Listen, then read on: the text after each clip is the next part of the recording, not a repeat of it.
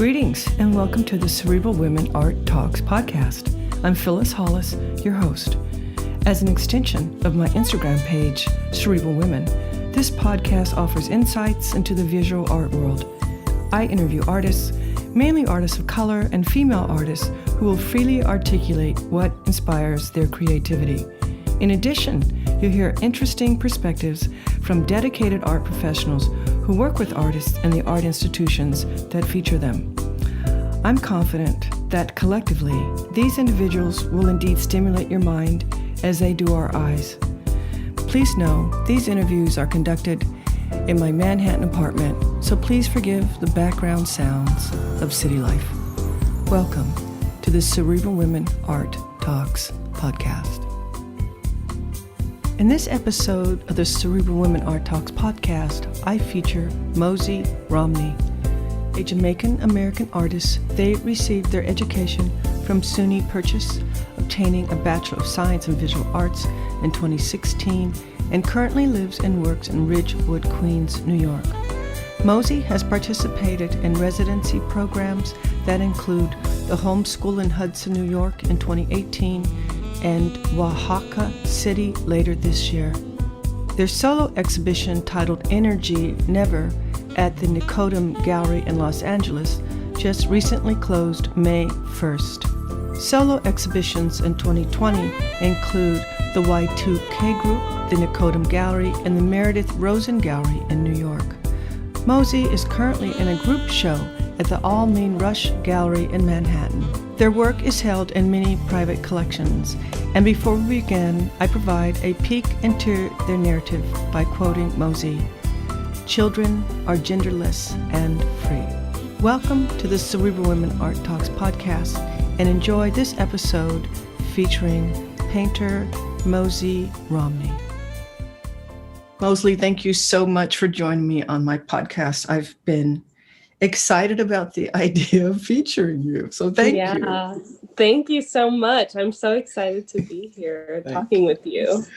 And you just got back from the West Coast, where it was nice and warm and sunny. I'm jealous. So, so we can talk about that when we get to your show. So until then, though, tell us, when did you discover your artistic passion? When did you realize that you really are an artist? I've known for a really long time. And I think when my grandma started sourcing material for me to create work while I was at her house while she was babysitting me, is when I realized that other people see it as well. I've always been kind of like different and like yearning for more and looking for new ways of expression and like, you know, doing my hair in funny ways or cutting my hair lopsided or wearing a shirt backwards or something like that. And my grandma always really embraced that and validated that. And I think that she helped me realize that making art and being an artist was okay and valuable. Do you recall if there are any particular artists that you started to admire at a young age? Yeah, I really liked Claude Monet when I was younger. I had access to the Met growing up in New York, so I would go look at the water lilies. I'd go to see the Picassos and was just able to really see all of the quote unquote masters do their work, you know, that really inspired me. And I've always been like, I used to say, I want to work in a museum. And then something shifted after I worked in a museum for a few museums. And I was like, I want to be in museums. I want my work in museums. So, yeah. So when you were studying the master's paintings, what in particular did you focus on? Was it their color? Was there use of color, the figures, the flower? I mean, what was it? Do you remember? Yeah, I like a lot of work that isn't necessarily figurative. I really liked seeing the artist process, like Claude Monet's, like the way he painted color, water, and light was really exciting to me. And I was just like, whoa, like I am 12 years old and I'm tripping while I'm looking at this painting. Like that is so exciting and so beautiful. How can I emulate that? I've seen like Matisse, like Red Studio, I believe that's what it's called. And just like the way he layered color on top of color and created like a monochromatic painting of sorts was exciting to me. So do you have any childhood memories that are reflected in your work, like common themes, common memories? Yeah. I paint a lot of children by a pool or by bodies of water. And I grew up with a pool in my backyard. I'm from Jamaica, Queens, an odd place to have a pool in a backyard, but it was an above ground pool that my family inherited when they bought this house in Jamaica, Queens, in Queens Village. And I had a lot of time there where I was able to practice my freedom, where I was able to like overcome some fears of like swimming in water and also be a little bit comfortable and uncomfortable with my gender. You know, I would be with my brother and my brother could be topless and we were both flat chested. And I'd always like question why was he allowed to be flat chested and I had to wear this like top. And it really, yeah, the pool is a really loaded place for Black people naturally, you know, like public pools are really complicated for Black people. And there's also some class division within pools. Like if you have an underground pool, that means something about your money. If you have an above ground pool, you know, that's kind of small, like what I had, you know, that says something about your class. And those intersections have found their way into my work. I noticed that you include animals in your work also. Yeah, my show at Nicodim Energy Never includes an installation of a large 3D printed bell and these Siamese cat figurines underneath them and on a pedestal. And, you know, I wouldn't say like I'm an animal person. I have a dog, but I wouldn't say I'm like an animal artist. I feel like I'm an animal figurine artist. Like I'm not a cat person, I'm a cat figurine person. My grandma used to collect Siamese cats and put them around the house with her collection. And they've always felt kind of ancestral for me because they've always been around. And I know other people that have also had grandparents that have collected, or parents that have collected these Siamese cats or these little figurines. And they've also have always been there, and they create this kind of memory or presence in their life. Yeah, these objects end up feeling ancestral, and so they feel important to include in the work when I'm talking about timelessness and memory. You have a solo show right now? So let's talk about that. Nicodim, right? Mm-hmm. Yeah, the show is called Energy Never, and it includes 8 paintings. And one painting that I'm really excited about is called In a Roundabout Way, and it's a bell that I got 3D printed from a bell that I have in my collection. I collect bells, and this bell was given to me by my partner. And it's a beautiful, simple bell that has like cherries on it, but I blew it up to 54 inches and made a painting on it. And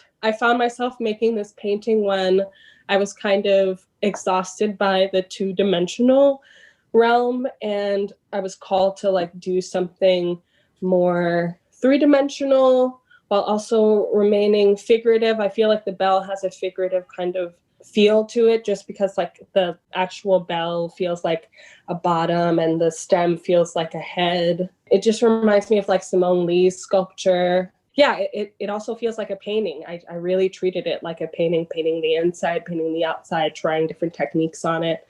So it falls in between sculpture and painting, and that was really exciting. And then the other paintings a lot of them have children in them. A lot of my work has children in them because I feel like children are really genderless and so free and just excited to do anything, you know. Like I have a nephew that's 4 years old now, and like every time I see him, he's like doing something really crazy and outlandish and kind of abolitionist. He's just like, I'm just living my life and I want to like eat this applesauce with one of my shoes on and a hat like hanging off my ear. And that's just how it is. And there's something really freeing, exciting about that. And it's until we grow and are socialized into being a certain way that we like lose that kind of freedom. And so painting children just offers me like a sense of freedom and allows me to recall memories that I don't always have access to. Wouldn't it be wonderful if we could all hold on to some of our childlike qualities? I'm really trying. I try sometimes myself. And it's helpful to have friends that are all ages. Yeah, that's really important for me. My nephew definitely feels like a friend. And I have some older friends that have also turned into mentors that just really keep me timeless and experienced. And I'm so grateful for them. Well, thank you for appreciating us. I'm gonna be older too one day. I'm like, I want my friends to like exactly love me, but just the same. Yeah. When I first discovered you on Instagram, I was looking at paintings, abstraction, collage, all that stuff together. Mm-hmm. And now you're doing sculptures and this installation that you discussed. What was that journey like? What inspired that? Yeah, I think I was just looking for more dimension for a while, and painting on canvas started to feel less exciting. I'm a Gemini, so I constantly need to like keep exploring or else I get bored really quickly. So my work will always change because I'm not really interested in mastery. I'm interested in experimenting and trying new things. So I think the bell or working in sculpture, I kind of feel like it's still a painting. It's a sculptural painting, but it just what came to me at a time when I needed to explore sound, painting, sculpture, experimenting, and meditation. I use bells in my meditation all the time. So it felt like the next thing to do. And I'm excited to continue making them and maybe do some performance work, maybe a sound bath with these bells that I've created. So what overcomes you when you walk into your studio or when you look at a blank canvas? Well, I work from images often. I spend a lot of time on eBay searching for images of Black people, like from the 90s all the way to like the 30s, all the way to like current day. I find that there are a lot of images on eBay being sold, a lot of images of Black people being sold by white people on eBay. And I'm just like, oh, I want those. Those are mine now. And I take the people from the images and create new stories for them. And I think that's when I get into my studio, I'm like, ooh, like what story can I tell today? Or how can I give this person new life? And I feel like that's a really radical act. I love it. To find a Black person in a photograph and bring them into life today. Yeah, I wonder if they would like it today. I hope so. What do you feel is the purpose of art? There's so many purposes. I tend to run on the side of thinking that all art is valuable no matter like who is making it. I think it's a beautiful way to express your humanity and for other people to connect with that. So I really think it's just to add beauty or ugliness or mess into the world, to comment on what we're going through and what we're experiencing. Nina Simone said that artists should be telling the times, we should be like talking about the times. And yeah, I think that's important. How did COVID impact you? COVID really, this is controversial, but COVID really did wonders for my practice. I'm a naturally very social person. I'm always out at the club. I'm always out at dinner with friends. And it really invited me to slow down and get intimate with my studio, and was really like a blessing for me. It came at the perfect time. Once I was able to like slow down and hone in on my craft, people started noticing the work, and that was really exciting for me. And I think I want to carry that kind of slowness into my new life when the world opens up again. Do you think the museums, they're awake now? Do you think they'll continue to be as enthusiastic about showcasing artists of color, a year from now, 2 years from now? I hope so. I'm demanding it, and so it shall be, and even better. It's only going up from here for Black artists and artists of color. I'm claiming that we are here to stay. Yeah, I think that's the right attitude to have. And I think that's the attitude that's being embraced. I mean, the media tends to focus on the negative, but there are a lot of really good things happening right now. And how do you define Black art? If a Black person has made it, it's Black. It's Black art. That's it. So what do you enjoy most about being a visual artist?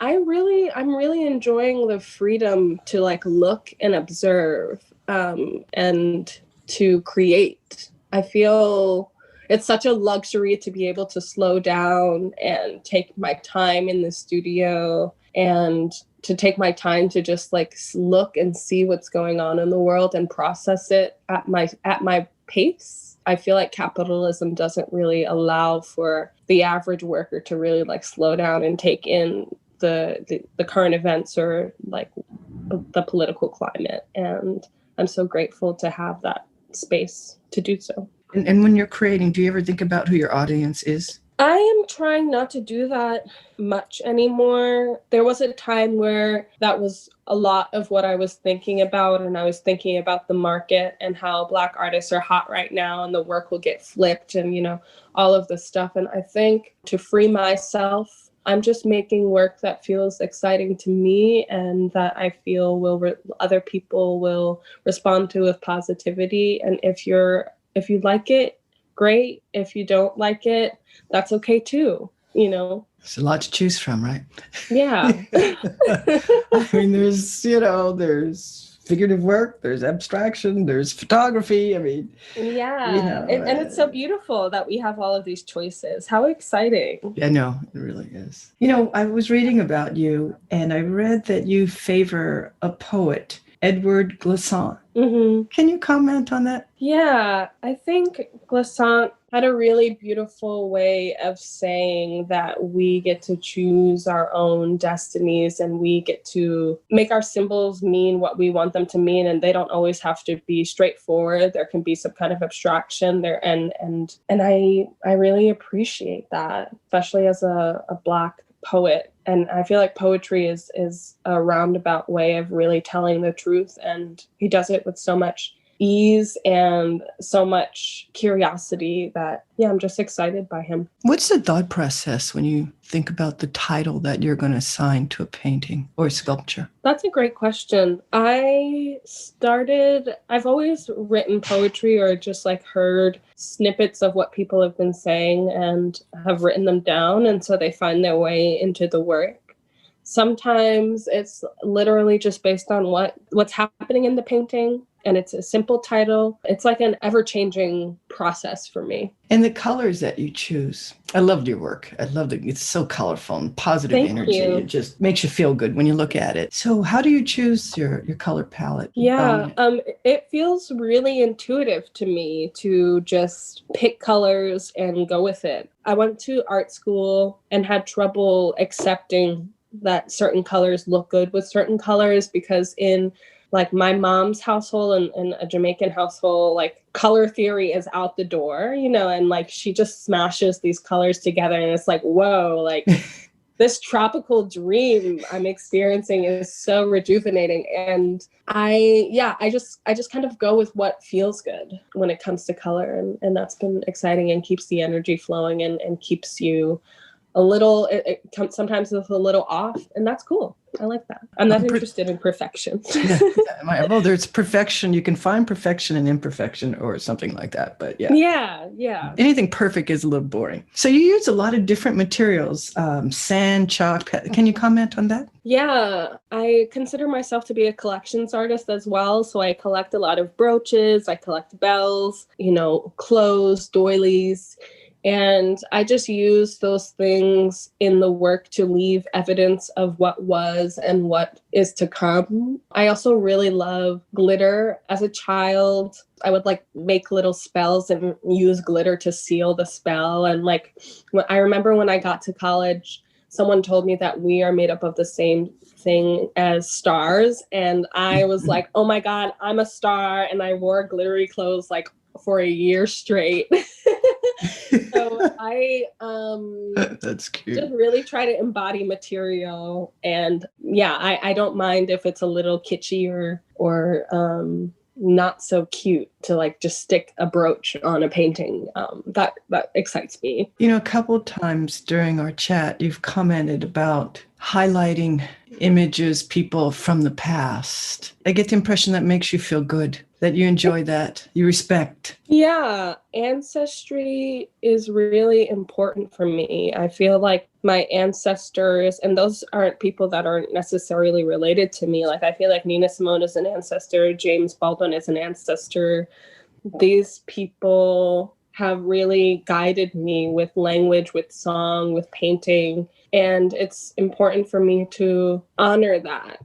And when I'm looking at these photographs of people from the past in leisure, having their photograph taken in their home, I'm like, you are embodying ease and you want people to see that. And you want this picture to be taken and you want to be seen in this relaxed way. And that is how I want to be seen. I want to live my life with as much pleasure as possible and ease as possible. So these works just remind me to keep doing that. And my ancestors also remind me to just, rely on them and I'll be okay. Yeah. Live life to its fullest. Yeah. And appreciate all the beauty that we have in our lives because it's there. So this has been a great talk. I have one more question for you, Mosie. What do you feel is your role as an artist? My role as an artist is to have fun, to show the times, to ask questions, and to change it up all the time. I feel a lot of people have said, like, your paintings, like, I can tell all of your paintings are made by you, but they vary in some way. Often there's like always something new happening in the work. And that's very important for me to constantly outdo myself or try something new. And I think that's really important for artists, is to just keep pushing those boundaries. It's been so fun interviewing you, Mosie. Thank you so much for joining me on my podcast. Yeah, thank you so much for having me. Yeah, I'm excited to share some new work with you guys out there listening. Great.